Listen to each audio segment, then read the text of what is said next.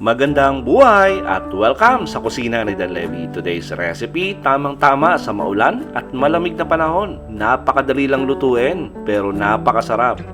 Magluluto tayo ng pork ribs na nilagyan natin ng bitsuelas.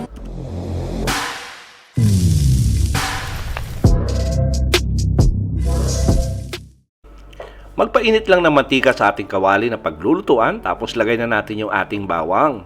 Yung bawang natin ay hiniwa lang natin yan ng pinong-pino. Tapos igisa lang natin siguro mga 20 to 30 seconds or hanggang maging light brown. Tapos sunod na natin yung ating sibuyas. Yung ating sibuyas, hiniwa lang natin yan sa maninipis. Tapos sangkotsa din natin siguro mga nasa 30 to 40 seconds or hanggang lumabas yung aroma ng ating sibuyas at mag-iba yung appearance.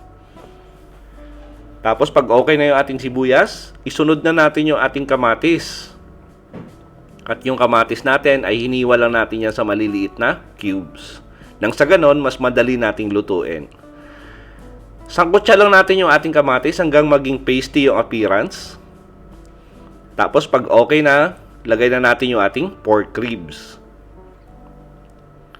Tapos yung ating pork ribs, sangkotsa lang natin to siguro mga 7 to 8 minutes hanggang maging light brown.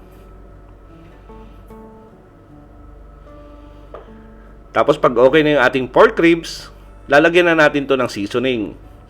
Lagyan natin to ng crushed black pepper. At maganda yan pag medyo marami-rami yung pamintang durog yung ilalagay natin.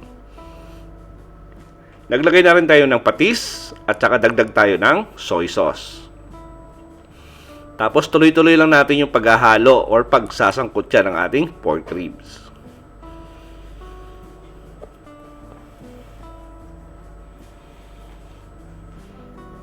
Ngayon pag okay na yung ating pork ribs, pwede na natin ilagay yung ating white beans. And by the way, yung white beans natin, binabad ko lang yan sa mainit na tubig ng 2 oras.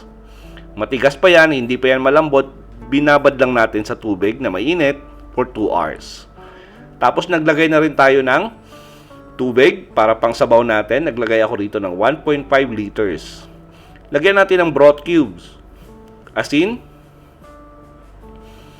Tapos lagay na rin natin yung ating red bell pepper. Ito yung magbibigay ng chili aroma dun sa ating binitsuelasang baboy. At pinalambot lang natin yung ating pork ribs at saka yung white beans for about 50 minutes. Tapos lagay na natin yung ating patatas at yung ating carrots. Tapos gagawin natin dito ay lulutuin lang natin or palalambutin natin yung ating carrots at saka yung patatas for about 6 minutes. Then after 6 minutes or pag malambot na yung patatas nyo at saka yung carrots nyo, haluin natin saglit. Tapos isunod na natin yung mga natitira pang gulay. Yung ating Baguio beans at yung ating Chinese cabbage or Baguio pechay tawag dyan.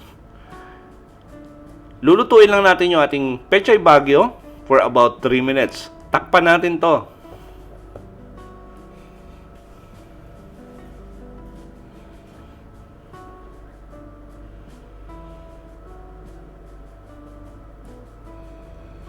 Tapos pag okay na, lipat lang natin sa ating serving plate or serving bowl.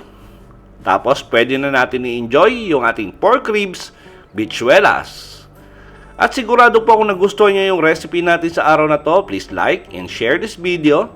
Tapos kung bago po kayo sa ating kusina, please don't forget to subscribe at pindutin yung notification bell para updated kayo sa mga susunod pa nating masasarap na recipe. Salamat sa panonood at ito ang Kusina ni Dan Levy.